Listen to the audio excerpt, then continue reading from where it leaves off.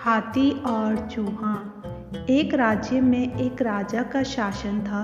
हर सप्ताह पूरी शानो शौकत से नगर में उसका जुलूस निकला करता था, जहाँ प्रजा उसके दर्शन किया करती थी। एक दिन एक नन्हा चूहा उसी राजमार्ग के किनारे किनारे कहीं जा रहा था, जहाँ राजा का जुलूस निकलने वाला था।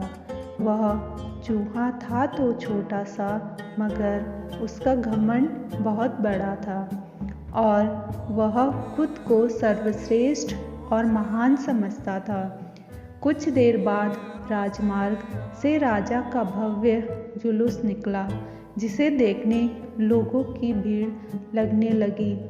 राजा अपने पूरे दल बल के साथ था। उसके सैनिक उसे घेरे हुए थे। कई मंत्री और अनुचर उसके पीछे थे। वह एक विशाल शाही हाथी पर सवार था। हाथी शाही था, इसलिए उसे भव्यता से सजाया गया था और उसकी शान भी देखते बनती थी। जुलूस में हाथी के साथ एक शाही बिल्ली और एक कुत्ता भी थे।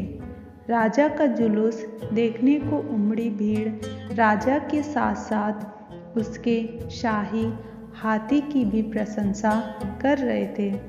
यह सुनकर घमंडी चूहे को बहुत बुरा लगा। वह हाथी को गौर से देखने लगा, फिर सोचने लगा, इसमें ऐसी क्या खास बात है जो मुझ में नहीं।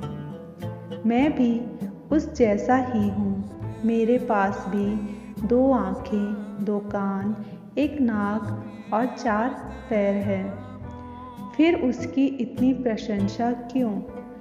उसके विशाल शरीर के कारण, लंबी सूंड के कारण, छोटी छोटी आँखों के कारण या झुर्रीदार चमड़ी के कारण? किस कारण?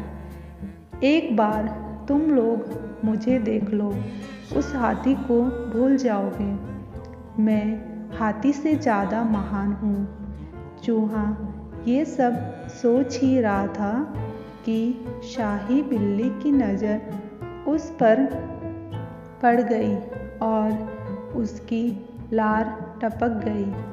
जुलूस छोड़ वह उसकी ओर लपकी। फिर क्या था? चूहा अपनी सारी महानता भूलकर दुम दबाकर भागा। भागते भागते वह हाथी के सामने आ गया।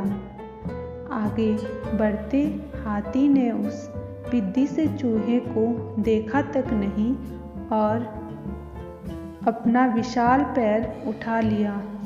चूहा उसके पैर के नीचे कुचलने ही वाला था, मगर किसी तरह उसने खुद को बचाया। वहाँ से बचा तो खतरनाक कुत्ता सामने था, जो उसे देखकर गुर्राया।